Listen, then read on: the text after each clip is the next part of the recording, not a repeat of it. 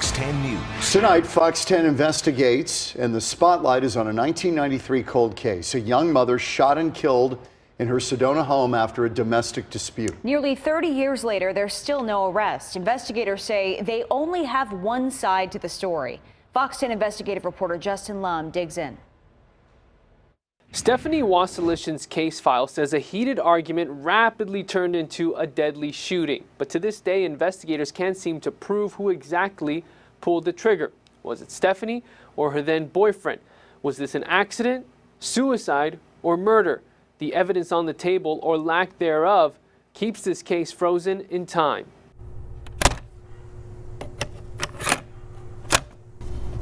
Who are you? I'm Russell Peterson. Okay, are you involved in this? Yes, I am. Okay, did you do the shooting or who did?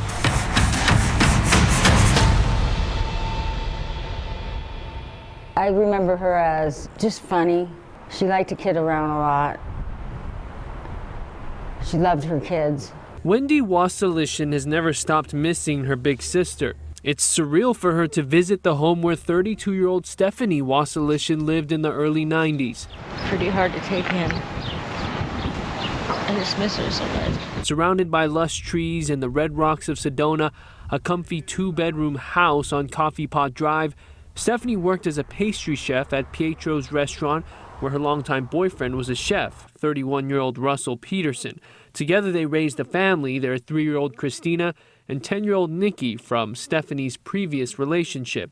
A time locked away in Nikki's memories, yet she remembers what would transpire on July 9th, 1993. She was sitting on the couch, and I went up behind her, and I wrapped my arms around her, and I gave her a hug and a kiss, and I told her goodnight. And that was at 11 p.m. on July 8th, 1993. 911, what's your emergency? I need help. What kind of help, sir? There has been a very bad accident. Russell's call to 911 at 1:40 in the morning, nearly 30 minutes after an alleged fight. Me and my wife, we were in an argument, and she's hurt. She's hurt very bad. I need help. Okay, what's wrong with her? She's been shot. She was shot? Yes. Who shot her? We were...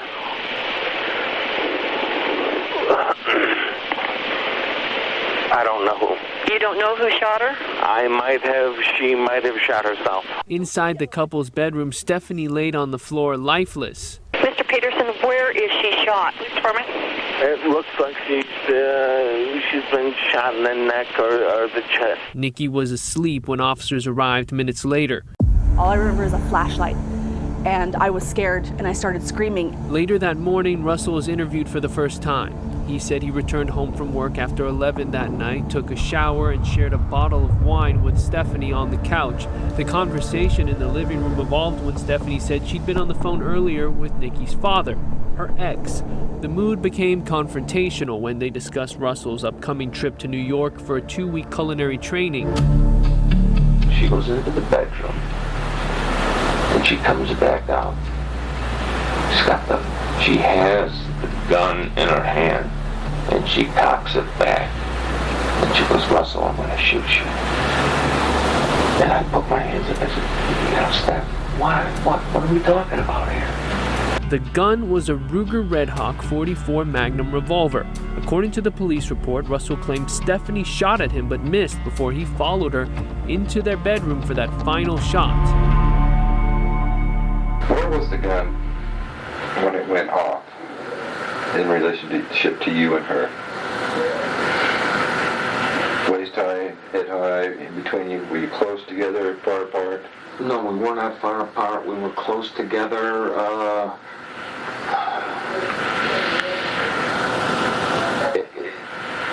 I can't give you exacts on that. It all happened so fast, I don't know. I mean, we were there was a struggle. Next thing I know, there was a pop and she dropped. The interview reveals Russell did not call 911 until after deciding where to place the gun. I didn't know what to do, and I didn't want to be accused of murder, of anything like that.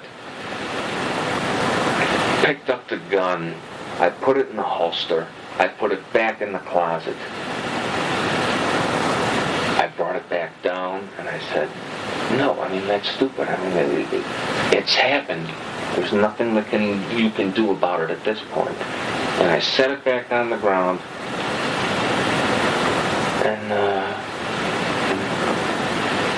then you guys came. Nikki says she had no idea her mom was dead until her sister shouted to her. And she kept saying, "Poppy killed Mommy.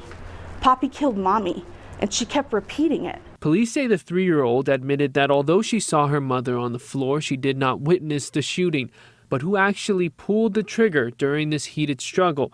And what would cause Stephanie to grab a gun she had never used? We had a good and semi-bad relationship, just as relationships go. And after the first time, I mean, the gun was never grabbed before. Do you still love her? Yes, I do. No teamwork. Don't forget, we got that on tape. At times, he was referred to as a suspect.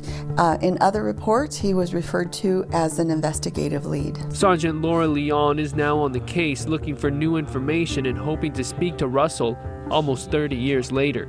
The medical examiner who performed Stephanie's autopsy ruled the manner of death a homicide, Dr. Philip Keene with Maricopa County. In 1993, investigators did refer to Russell Peterson as the suspect, submitting the case to the Yavapai County Attorney's Office twice.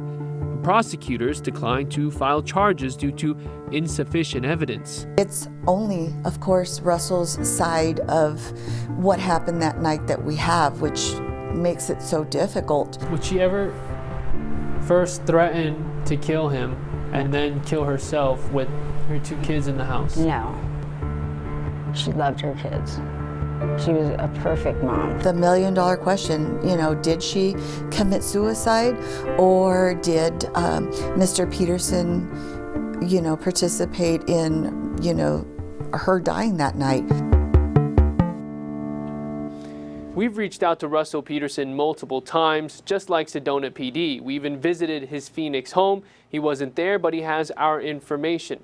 The medical examiner did make a key observation about the gun residue left on Stephanie's hand. Why did he call this a homicide? And what did Sedona police not have available to provide to the Yavapai County Attorney's Office? There's much more to this story coming up at 10. I'm Justin Lum for Fox 10 Investigates.